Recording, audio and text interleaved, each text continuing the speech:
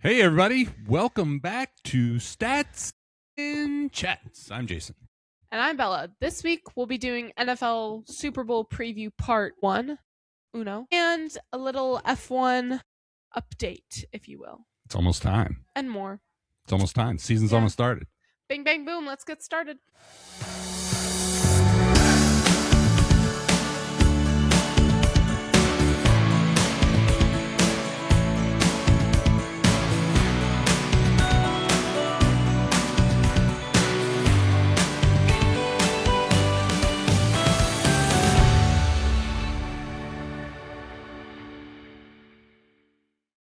Boom. Belle, I'm in a good mood. Me too. Wasn't feeling great all day, but I am ready and raring to go. You know what I feel like? I feel like as excited as Trinity Rodman and Emma Hayes dancing together after a Trinity Rodman goal last night. Have you seen that clip yet? Nope. Check it out. It's amazing. Okay. It's so fun. So, before we dive into our NFL Road to Super Bowl 60, I have a little fun fact. Oh, wow. Which okay. Is this like going to be a new thing? No. Okay. This is a me thing for today. For today. Okay. So this is like, just take the fun stuff, like how we have at the end, like the fun stuff. And I decided to put it in the beginning because one, I'm special, and two, because it goes with what we're about to talk like about. it. I have no idea what you're going to say. So, it's a big audible. Fun fact. Fun fact. The Seahawks. Yes. In the 21st century, went to the Super Bowl every year a new pope was elected. Whoa, that's pretty cool. Did you hear about that? I did not. Okay. So Pope Benedict in 2005 okay. went to the Super Bowl and lost, if I'm correct. Yes. Pope Francis in 2013 went to the Super Bowl. They won, I think. And then Pope Leo this year. And they're going to the Super Bowl. They had other years too, but every year that there was a new pope, they were also in the Super Bowl. Jeez. So they've been in the Super Bowl a lot since the start of the 21st century. Yeah. It's pretty cool. Yeah, so 2005-2006 season, they lost. 2013-2014 season, they won. And then this season, let's see. We'll see. So yeah, that's my fun fact. So good fun fact. Thanks for kicking us off with that. You're welcome. I like it. So, moving into part 1. Part 1. Part 1, part 2 next week. Boom, boom. Bing, bang, boom. So we're going to talk a little bit about the conference championship games that played, but really more do a little bit of a preview. No predictions yet. No, those come next week. But so a little back. A little bit of that's right. It's a cliffhanger.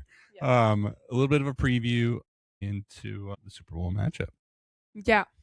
So, starting with AFC and NFC championship. Yep. So, AFC, Patriots, Broncos, 10-7. Obviously, we know the Patriots won because they're in the Super Bowl. But something interesting to talk about was the weather. I know. Never thought it would be interesting until it related to football, actually. So, at halftime, a heavy blizzard came in and boom. The field, it was so snowy. I was watching it and I was like, oh my God. They were literally running through snow. I was like, oh my God. So, yeah.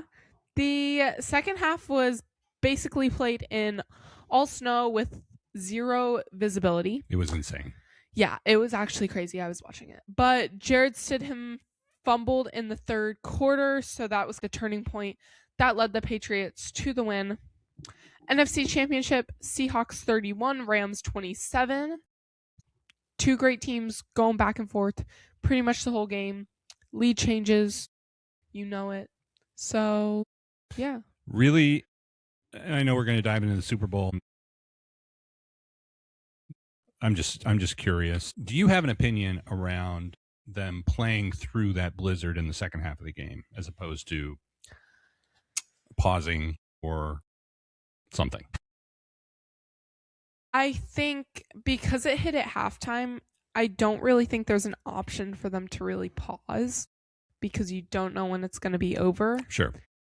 But as an athlete, for athletes' health and well-being, that's not good. Yeah. Genuinely. Yeah. Like, you can easily get hurt. You can easily get sick. Especially, I mean, like, Yeah. You can get sick anytime, but the cold doesn't help. Yeah. And I don't know that you can avoid cold but, or moisture. Yeah. But it gets dangerous. Like, and they could not see. It was bad. It was a whiteout in the second half. I think for me, it's an interesting question. Obviously, it doesn't happen very often, and when it does, it's usually postseason. My first reaction whenever I see a game in the snow like that is nostalgic and excited. It takes me back to playing football outside in the snow, but I do think that there are safety factors that as the game goes on year over year, new stadiums are built, new technology. I do wonder because of the safety piece. And the reality is once the blizzard hit, it really negated offense for both teams. Yeah. So it just curious. And then, the Seahawks and Rams part 3 lived up to it. It was almost like a heavyweight fight going back and forth. And I thought it was a great game. I thought the Rams played really well, and it was close as expected. We picked both of the winners. I thought the Seahawks would have a little bit of an easier time with the Rams, but they pulled it out. Sam Darnold's going to the Super Bowl. So, Super Bowl, baby. So, we're going to take you back a little bit. Take you back in time. 2015. Now, some context. It's February 1st. So, what is that? 3 days from now? Gonna have 11-year anniversary. I was still thinking we were in 2025. That's right. The Patriots beat the Seahawks in the Super Bowl 28-24. The Seahawks had the ball. A lot of drama here. I really like how you're doing this. Yes. I'm at the edge of my seat, even though I know what it says. Pulled in. So the Seahawks had the ball. They were second and goal from the 1-yard line. There was 26 seconds left. They decided to throw it instead of running it. And it was not good. It did not end up well. Let's just say that.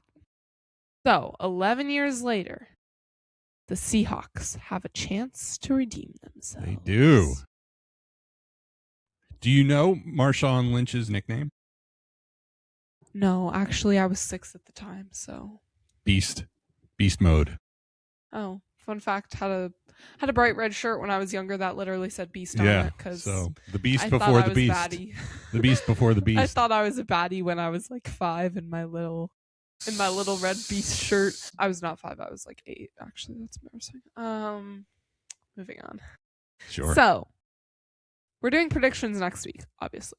But in your opinion, what are 3 things each team needs to do to take home the Super Bowl? All right, I'm going to go with Fun fact, did you know in Danish sign language this is child? No.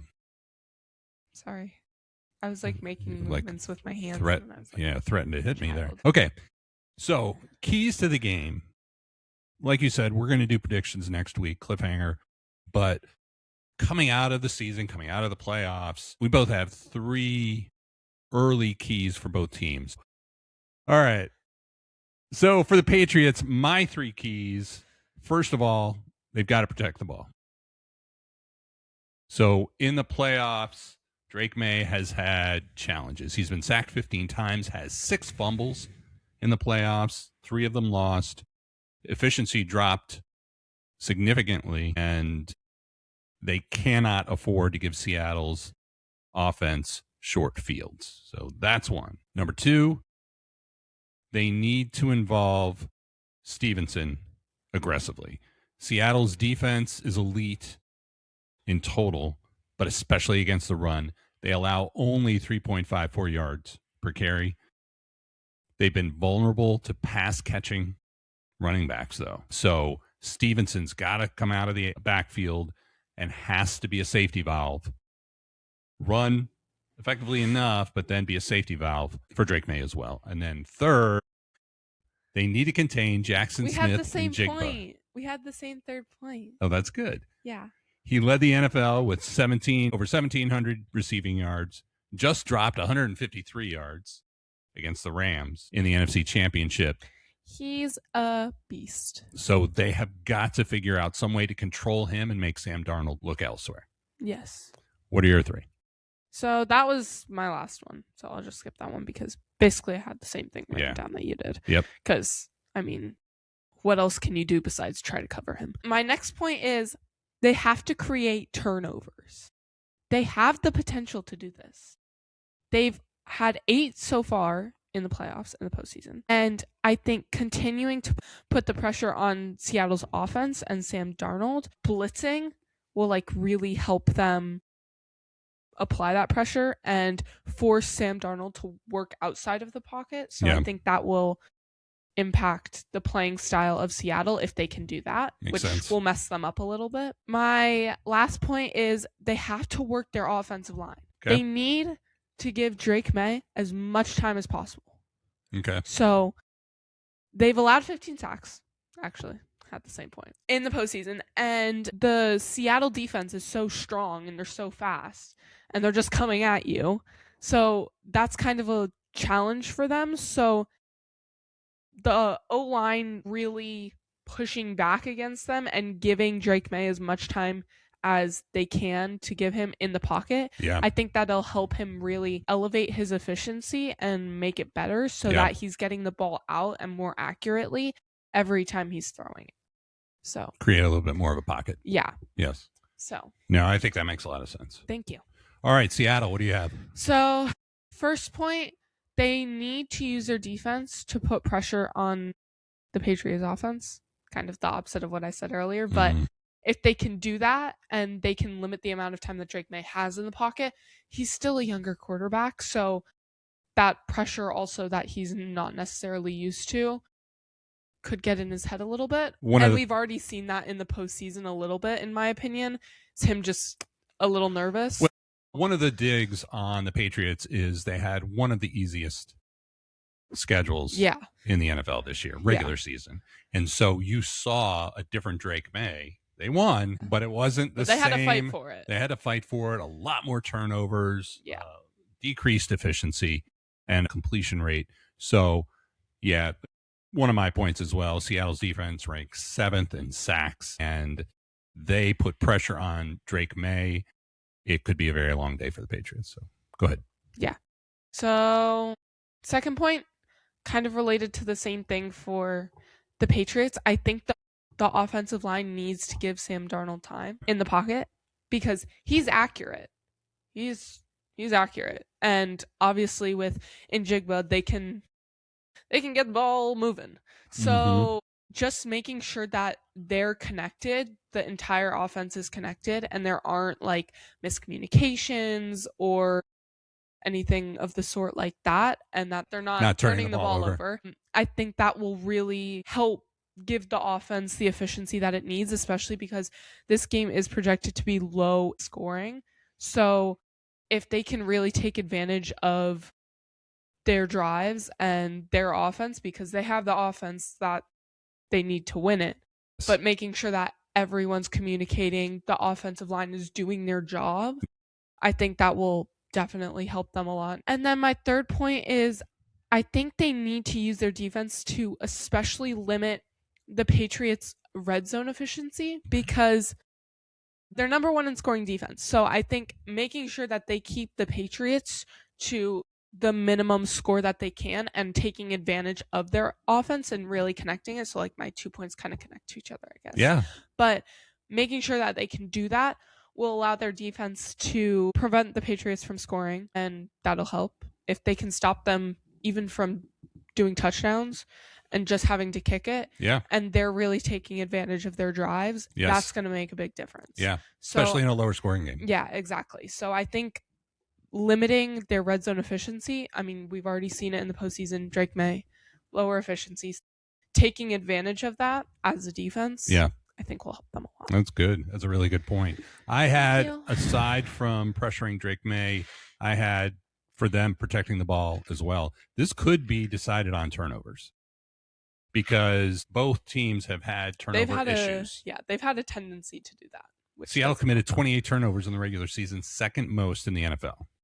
So improved in the postseason, and Sam Darnold hasn't thrown an interception in the postseason, but important to keep that going. Yeah. And then my last point was actually kind of the potential X factor, Rashid Shaheed. So we know how much attention is going to be paid to JSN. Yeah. In Jigba. Exactly. So Rashid Shaheed, he's in the divisional round. He returned a kickoff for a touchdown. NFC Championship, caught a 51-yard pass. So he is somebody, he's got a ton of speed. And if the Patriots don't pay close attention and the Seahawks can figure out a way to get him involved, he could fly under the radar. Yeah. And he could be the one that breaks the game open. Yeah. So yeah. 3 keys each. Yep. We'll see what happens in 11 days. 11 days. We'll see if the Seahawks can get revenge. Yeah. Would be pretty cool. It would be pretty cool. It's exciting. It'll be a good game. Should be a good game. Yeah. And it's exciting. All right. You want to talk head coaches? Yeah. The carousel continues. So a few updates. Pittsburgh replaced Mike Tomlin with Mike McCarthy. Mike with Mike. Mike with Mike. I feel like there are like head coaches that all have the same names. There are a lot. Like Sean, Mike. A lot of Seans, a lot of Mikes. Tom. A few Toms. Joe. I feel like there's a couple Joes. Brian. Yeah. Yeah. So they're all like the same names. So Mike McCarthy was introduced this week. He did state that he would love to play with Aaron Rodgers, who the two of them were in Green Bay for a long time before McCarthy left Green Bay. So we'll see if that happens. But a lot of head scratching on that pick in Pittsburgh. Buffalo just promoted. Well, isn't there a lot of head scratching with Pittsburgh to begin with? I mean, not every year, but time for change. Buffalo promoted offensive coordinator Joe Brady, the head coach. Little bit of a surprise there. Because he's been there and it really seemed like it's the defense that needed some attention. So we'll see what Brady can do in Buffalo. Tennessee, this one caught my eye. They had already named Robert Saleh as head coach. This week they hired ex-Giants head coach Brian Daboll as the offensive coordinator. So interesting to see two former New York head coaches together in Tennessee. One of the strengths of Brian Daboll is quarterback development. And so we talked about Cam Ward really needing an offensive mind to help develop him. And I think it was a good pick for Tennessee to bring Daboll in. I think they know like where they need to get better. So Yeah. I think that's kind of the first start to getting better. Well, and I think, they've got the quarterback. So we'll see what I think they're two good coaches. So we'll see how quickly they can turn Tennessee around. Cleveland is kind of a disaster at this point. So we'll see if they can convince anybody to take their job because a lot of people are withdrawing their name. And then finally, the last piece of coaching news, and this came out yesterday, not about a current coaching situation, but the Hall of Fame. Bill Belichick was up for election into the Pro Football Hall of Fame and did not make it on the first ballot this year, which caused shockwaves around the league. So this is just breaking news, just happened late last night. What do you think? Should Belichick have been nominated? A lot of opinions out there. Okay, first of all, just a little disclosure before I say this. I'm not trying to sound mean. I'm just saying my opinion. And second of all, so it's a no. Please don't come at me. Please don't come at me. We might not post this clip. It sounds like is what you're saying. Go ahead. Personally, I think he should get there eventually. Wow. I'm not saying he should never get into the Hall of Fame because I think that goes against everything he's done. He's accomplished pretty much more than any other coach in Yeah. NFL history. Yeah. So I'm not saying he should never get into the Hall of Fame. Okay. That's not what I'm saying. Okay. I'm just saying there is a lot of controversy around what he did. And I think having to wait a little bit to get into the Hall of Fame is the consequences of your own decisions. So I don't think he should be snubbed from the Hall of Fame forever. I do think he deserves to get there. But, I mean, we'll never know if which games were won by talent and which games were won because they might have deflated the balls a little bit. So you have to live with the consequences of that. And in my head, that means waiting a year or a couple years to get into the Hall of Fame. Wow. So Okay. I do think he should get there. Again, one of the best, if not the best coach in NFL history ever. But he did some controversial things. So Okay. yeah, that's my opinion. So I try to make myself as nice as possible. A contrarian viewpoint. I'm not trying to be mean. I'm just stating my opinion. So it's you and the 10 people out on an island. Okay. I hope they bring food for you. I'm not saying he shouldn't get there. I'm just saying he has to wait a little bit because of his own decisions. That's his own problem. All right. That's fair. Listen. I know. Listen. That's why I said it. Nobody is advocating for cheating. And I don't think anybody is saying cheaters should be rewarded. Here's just the stats. Just the stats. Hey, the stats. It's not feelings and chats. It's stats and chats. Well, part of chats is feelings, actually. That's fair. All right. I'm aware. He's an 8-time Super Bowl champion. 6 as a head coach, 2 as defense coordinator. Ranks second all time in wins with 333.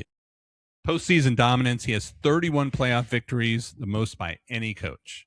Only coach to achieve a 16-0 regular season. That was in 2007. They lost the Super Bowl that year. That's gotta hurt. To the New York Giants. That's gotta hurt even more. He built a 20-year dynasty during the salary cap era, a system that was really built to promote equality and competition, but he didn't get in. So he didn't get the 40 out of 50 votes needed. Several voters have come out in private and said Spygate, Deflategate scandals were the reason. Well, yeah, obviously. What else would you have against a man who has been the head coach for a winning Super Bowl 6 times? Like, right. What else would you have against him? There's also the new process. There's a new process that's been introduced that forced voters to choose only 3 out of 5 finalists.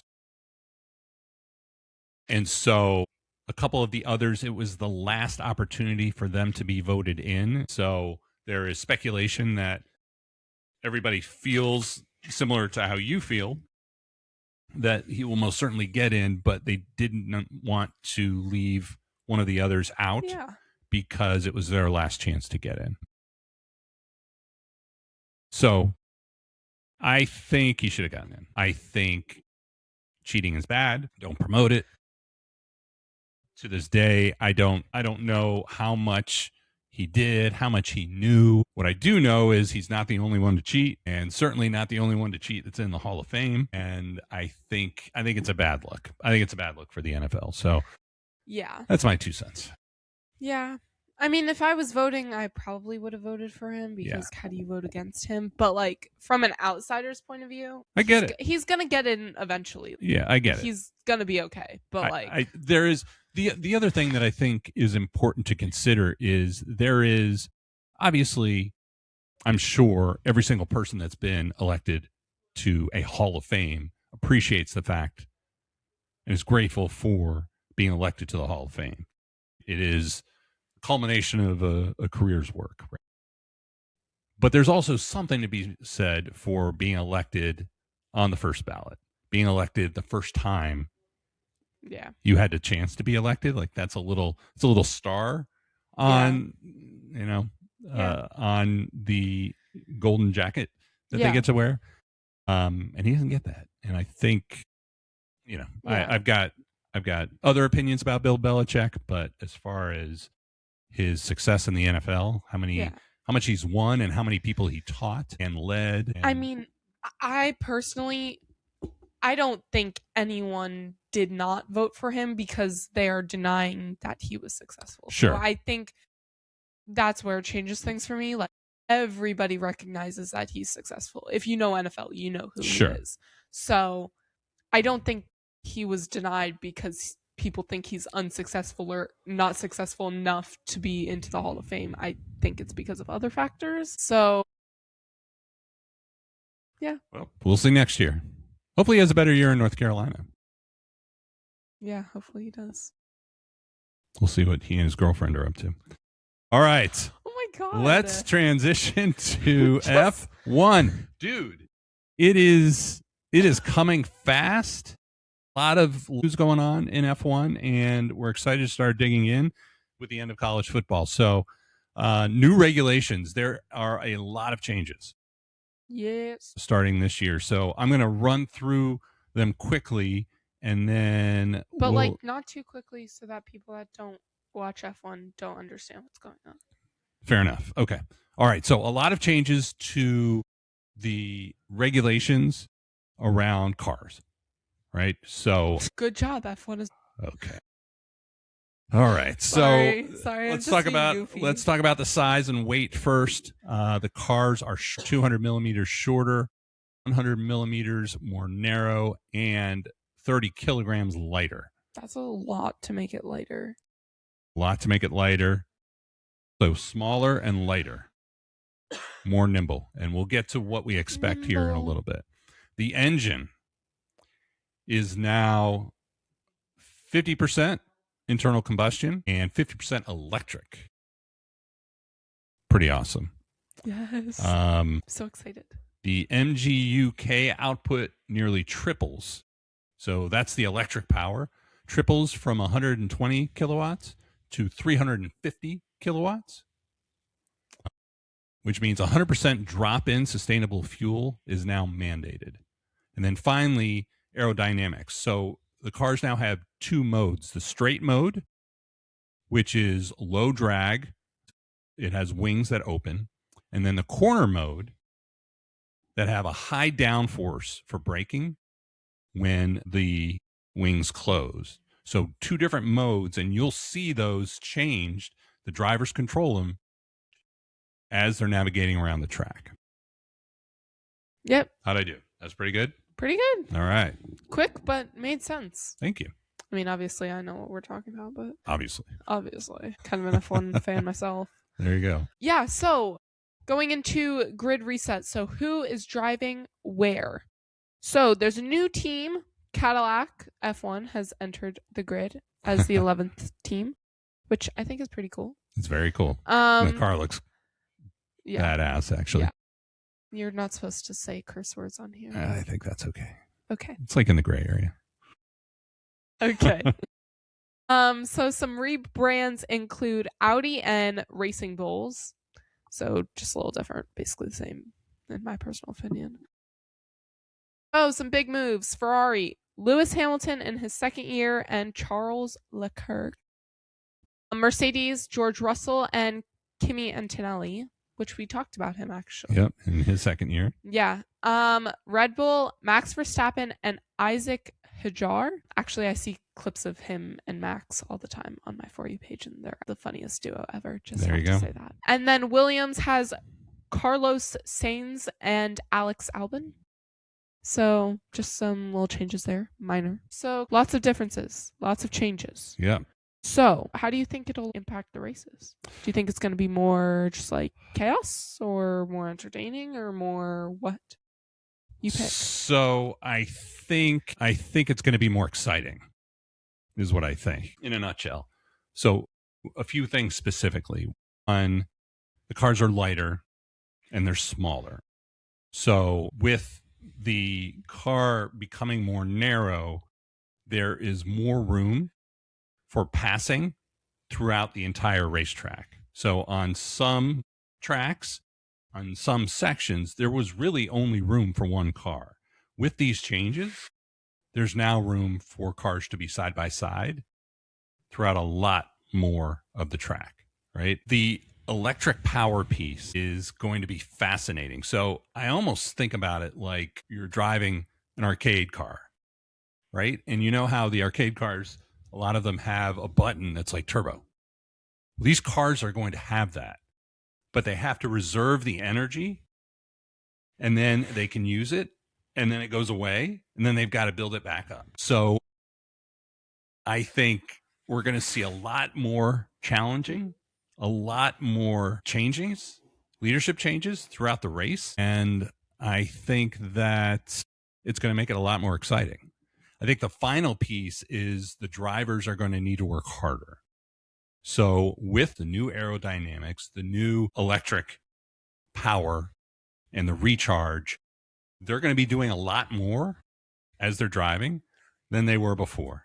And so I think you put those three things together, I think it's going to make the races more exciting than I'm ever. so excited. What do you think? I'm so excited. I agree. Don't think the changes are going to create chaos. I think it's actually going to do the opposite. It's going to have to make drivers work harder, and they're going to have to be strategic about how they drive because of the electric turbo like mode they have. So instead of it just being a speed war the whole time, they're actually going to have to think about where they want to overtake and that kind of A stuff. little more strategy. Yeah, exactly. So it's going to make it more entertaining because, like you said, the changes in leads will happen more often. I also think that this is going to make races a lot more unpredictable. So it could create chaos, but the drivers would have to create the chaos because with all the passing going on, chaos could happen.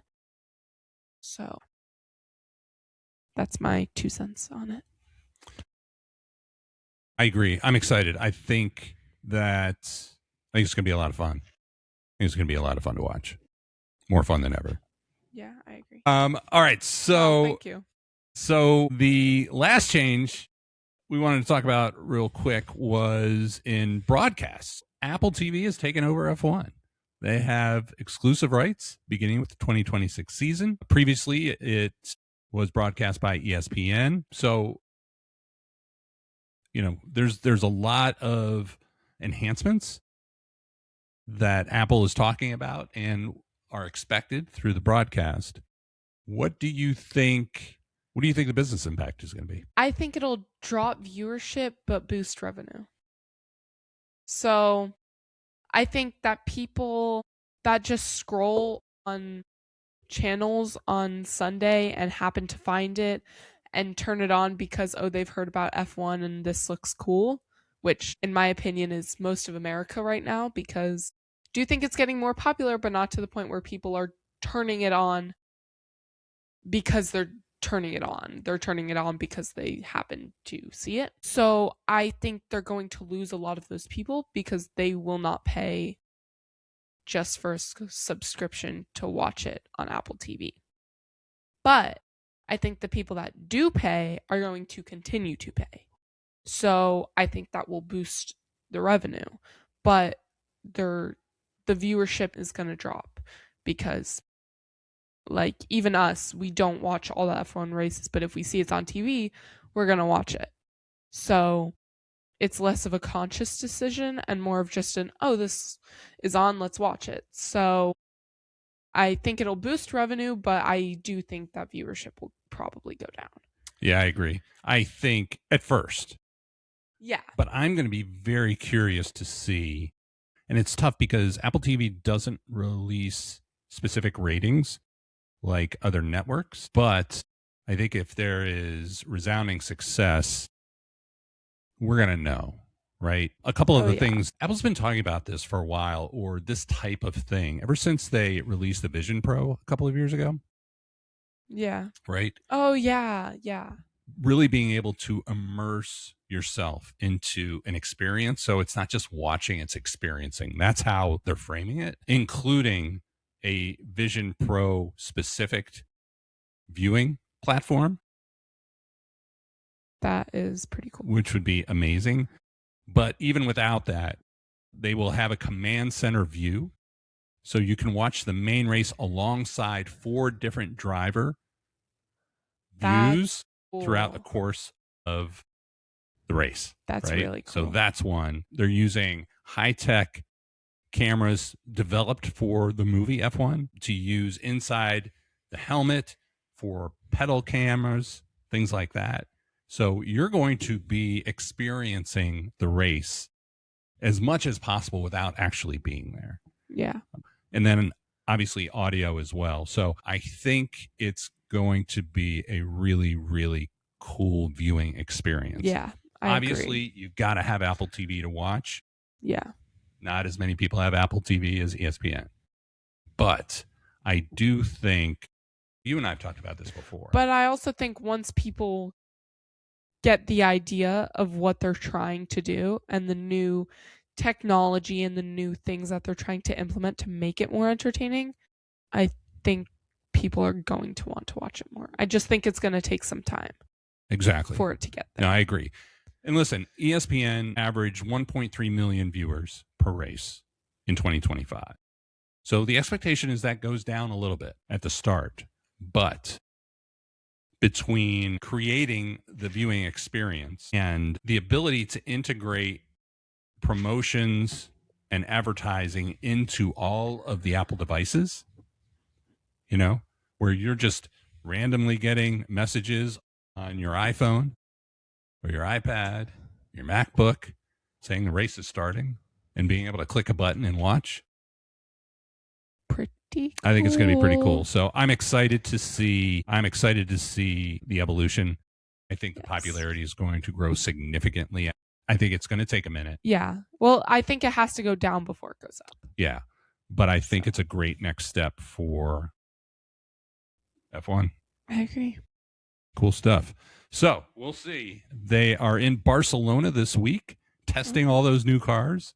They've unveiled, I think, all of the new cars at this point. A lot of new looks. I saw the McLaren today. Black. Stealth mode. It's pretty killer, man. They sneaky. It's a good looking car. New Red Bull car looks awesome. Love. Ferrari's got a little bit more pronounced white accents against the red. So, yeah, excited for the season to start. First race, Australian Grand Prix, Sunday, March 16th. Yes, sir. It's right around the corner. All right. Fun stuff. Fun stuff. Fun stuff. You ready? I already did my fun stuff, so this is you. Dude, I got a lot of fun stuff. I got a few fun things. So you first off, got a lot of fun stuff. Ratings, because we love ratings. Final ratings came in for the national championship between Indiana and Miami, and not surprisingly, it was a new record. 30.1 million viewers tuned in for the national championship. So congrats to college football. Congrats to Miami and Indiana. And already getting pumped and excited for next year. Next, dude. Okay. Did you see this guy climb the skyscraper? No, but I've heard about it like 7 Have you seen times. any clips? No. You haven't seen anything? No. I fear our For You pages are not the Oh same. my gosh. All right. So it took him an hour and a half. It's the same guy. His name's Alex Honnold. It's the same guy that scaled El Capitan a few years ago. Just solo climb. He climbed this building in Taiwan, Taipei 101. It's 1,667 feet high. 6'7". There it is. Took him an hour and a half. The broadcast drew 6.2 million people because they broadcast it live. It was on a 10-second delay, just in case. Just in case, like what? And the climb itself was delayed too because of rain and weather and winds. Arnold was paid $500,000 for the climb, but that actually sparked controversy because, that was the reaction. That's it. From creators, including Mr. Beast, who suggested he could have and should have earned a lot more for risking his life. Also seen analysis that actually reflected it was an easier climb, significantly easier climb, than El Capitan was. But dude, you got to watch it. It's very scary. It's very scary. You want to guess how many feet he climbed per minute? Sure. No, I don't. Just tell me, please. I did the math. Tell me. That's awesome. Thank you. What'd you get? It's 1.5 feet per minute. Going straight up. Yeah. Over 1,600 feet. Yep. Berdoodles. It's crazy. And so are you gonna watch it? Any of it? Probably not. I mean, I'll watch a clip. So I'll look at a clip. Just a little peek. You know, you're climbing up and up and up and up outside of a building. So on a lot of the floors, he was climbing the corner of the building for the most part. There were people, the windows were floor to ceiling. There were a ton of people on each floor congregated in the corner, all with their cell phones taking a picture of it and video. And he's like waving to them. Well, yeah, like what else are you going to do? I mean, you got a whole fan club. What are you going to do? Okay, fair enough. So those were fun things. The last fun thing, happy anniversary. Yes. Today marks 1 year since our first episode of Stats and Chats. So it has been 42 episodes later. A couple of cool stats. 90% of podcasts that are started quit before episode 10.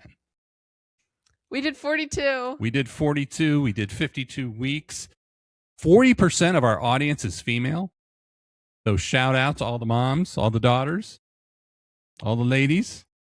And we have built up to the point where we are reaching over 2,000 people per month across our platform. So yes, pretty darn cool. Good job. Yes. They said we couldn't do it. They said we'd give up. Who said that? I don't know. I'm just making it up.